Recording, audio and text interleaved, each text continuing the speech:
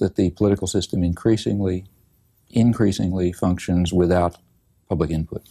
It means to an increasing extent, not only do people not ratify decisions presented to them, but they don't even participate, they don't even take the trouble of ratifying them. They assume that the decisions are going on independently of what they may do in the polling booth. And they feel... Notice that even ratification of decisions made elsewhere is a very weak form of democracy. Ratification would be what? Well, ratification would mean a system in which there are two positions presented to me, the voter.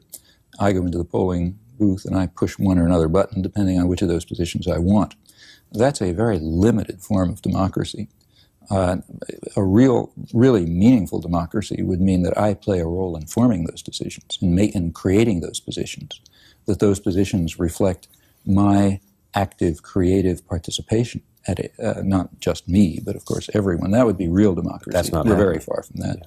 But we're even departing from the point where there is ratification.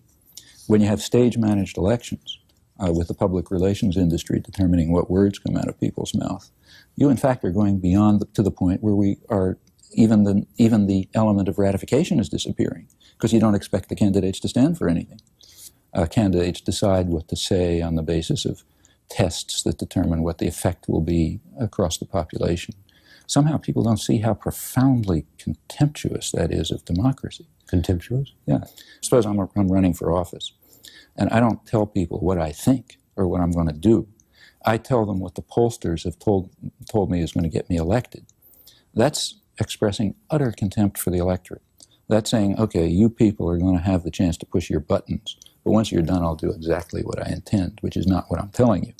See, if you express what you believe, you don't have to ask what the polls tell you. Then you don't believe what the polls tell you. That's what you say.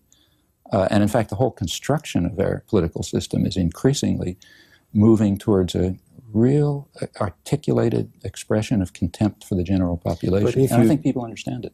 If you conduct polls to tell you what people want and they tell you, are you not listening to the voice of the people? Only if that changes your mind.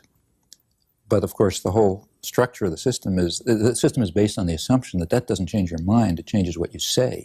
So in other words, a political figure is not testing the waters and saying, okay, that's what I believe. If we had that kind of political figure, we wouldn't bother voting for him. He's not a barometer. The political figure represents something, supported by certain interests, has certain commitments, and so on.